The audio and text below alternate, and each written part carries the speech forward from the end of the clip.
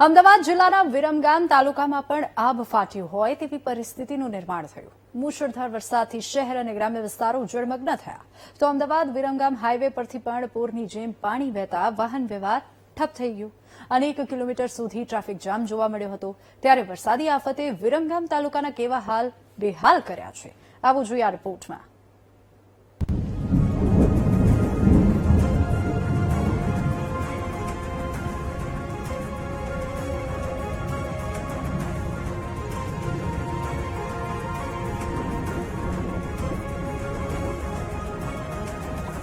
અમદાવાદ જિલ્લાના વિરમગામ તાલુકામાં પણ મુશળધાર વરસાદે તારાજી સર્જી. 24 કલાકમાં 15 ઇંચ જેટલો વરસાદ પડતા જ વિરમગામ જળમગ્ન થયું અને ચારે તરફ પાણીનું સામ્રાજ્ય જોવા મળ્યું. વિરમગામના નીચાણવાળા વિસ્તારો અને રસ્તાઓ પર કમરથી ઉપર સુધીના પાણી ભરાતા જનજીવન પર અસર પહોંચી. જો કે આ મુશ્કેલીના સમયમાં સ્થાનિક પોલીસે સરાહનીય કામગીરી કરી. જ્યાં જ્યાં લોકો ફસાયા હતા ત્યાંથી ટ્રેક્ટરની મદદથી લોકોનું રેસ્ક્યુ કરીને સુરક્ષિત જગ્યા પર ખસેડવામાં આવ્યા હતા. મુશળધાર વરસાદથી શુક્રવારે મોડી રાત્રે અમદાવાદ અને વિરમગામ હાઈવે બંધ કરવાની જરૂર પડી હતી, કારણ કે હાઈવે પરથી પૂરની જેમ પાણી વહી રહ્યા હતા. એક સાઈડનો આખો હાઈવે બંધ થઈ ગયો હતો. દ્રશ્યોમાં જ સ્થિતિ જોઈ શકાય છે કે કેવી રીતે ડિવાઈડર વટીને પૂરની જેમ હાઈવે પરથી પાણી વહી રહ્યા છે. મોડી રાત્રે વિરમગામ નજીક એક એસટી બસ હાઈવે પર જ પલટી મારી ગઈ હતી. પૂરની જેમ વહેતા પાણી વચ્ચે પણ સારી વાત એ રહી કે મુસાફરોને નાની મોટી ઈજા પહોંચી, પરંતુ કોઈ જાનમાલનું નુકસાન ન થયું અને જાતે જ મુસાફરોએ એકબીજાની મદદ કરીને જીવ બચાવ્યા. જો કે સવાર પડતા જ અમદાવાદ વિરમગામ હાઈવે પર 20 કિલોમીટર લાંબો ટ્રાફિક જામ જોવા મળ્યો. હાઈવેની બંને તરફ વાહનોનો ખડકલો જોવા મળ્યો. પાણી ભરાવાથી વાહનોના પૈડા જ થંભી ગયા હતા, જેથી ચાલકોને ભારે હાલાકી ભોગવવી પડી. ધ્રાંગધ્રા જવાનું હતું પણ આગળથી પોલીસ વાળા પાછા કાઢ્યા અને ખૂબ ટ્રાફિક છે. અમે આ ટ્રાફિકમાં લગભગ 2-2.5 કલાકથી અંદર ભરાઈ ગયા છીએ અને ત્યાંથી આગળ અમને જવા દેવાની ના પાડે છે. ગઈકાલે રાતની લાઈન લાગી છે. હું કાલે 1 વાગે નીકળ્યો હતો અમદાવાદથી ભુજ તરફ જવા માટે અને આખી રાત ત્યાં સૂતો હતો. પોલીસ વાળા સારી મહેનત કરે છે, પણ રસ્તો ખરાબ છે એટલે પાછો વિરમગામથી રિટર્ન થઈને અમદાવાદ જાઉં છું.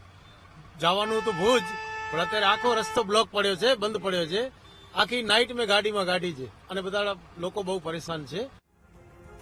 જો કે વરસાદે વિરામ લેતા પાણી ધીમે ધીમે ઓસરવા લાગ્યા છે, જેથી વાહન વ્યવહાર પણ પૂર્વવત થવા લાગ્યું છે, જે લોકો માટે રાહતના સમાચાર છે. અમારા સંવાદદાતા ગ્રાઉન્ડ ઝીરો પર ટ્રેક્ટરની મદદથી વિરમગામના જખવાડા ગામે પહોંચ્યા, જ્યાં પહોંચવા માટે ટ્રેક્ટર એકમાત્ર સહારો હતો, કારણ કે અન્ય સાધન જઈ શકે તેવી સ્થિતિ ન હતી. ટ્રેક્ટરની મદદથી ગામ સુધી પહોંચ્યા તો સ્થિતિ બદથી બદતર જોવા મળી. 2 દિવસથી ઘરોમાં પાણી ભરાયા છે. ઘરમાં અન્નનો એક પણ દાણો રંધાયો નથી, તો ઘરવખરી પણ બરબાદ થઈ ગઈ. ગામના નીચાણવાળા વિસ્તારોમાં 4 થી 5 ફૂટ સુધી પાણી ભરાયેલા હોવાથી 50 થી વધુ લોકોનું સ્થાનિકોએ જ ટ્રેક્ટરની મદદથી રેસ્ક્યુ કરી સુરક્ષિત જગ્યાએ ખસેડ્યા હતા. ગામ લોકો કેવી સ્થિતિમાં જીવી રહ્યા છે તે વીટીવી ન્યૂઝ સાથે વાત કરતા જણાવ્યું. વરસાદ તો બહુ પડ્યો હતો. આટલા પાણીથી અમે લોકોને બચાવ્યા છે. રાતે 11 વાગ્યાથી 2 વાગે 3 વાગ્યા સુધી પાણીમાં ફેરા કરી ટ્રેક્ટર દ્વારા બહાર કાઢ્યા અને નિશાળમાં મોકલ્યા છે બધાને.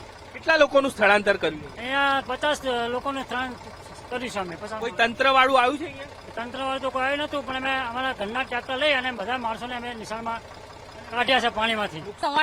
ચલા અમારા જો વાટ નાખીએ અમે બધાને. એ પ્રમાણે કઈ થતું નહીં અમારું.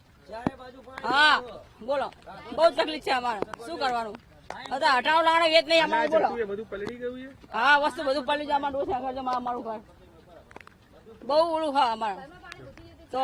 અને બધું અમે કહીએ એ બધું જે કહીએ છીએ સરકારમાં વોટ આલી બધું વાળી, પછી પ્રમાણે કઈ થતું નહીં અમારી સગવડ. હાઈવે તો ધીમે ધીમે ચાલુ થવા લાગ્યો છે, પરંતુ ગ્રામ્ય વિસ્તારને જોડતા તમામ રસ્તાઓ બંધ થઈ ગયા છે. સાણંદ વિરમગામના અનેક ગામડાઓ સંપર્ક વિહોણા બન્યા છે અને લોકો મુશ્કેલીઓ વેઠવા મજબૂર બન્યા. કેમેરામેન નરેશ સોલંકી સાથે દીપક સોલંકી, વીટીવી ન્યૂઝ, વિરમગામ.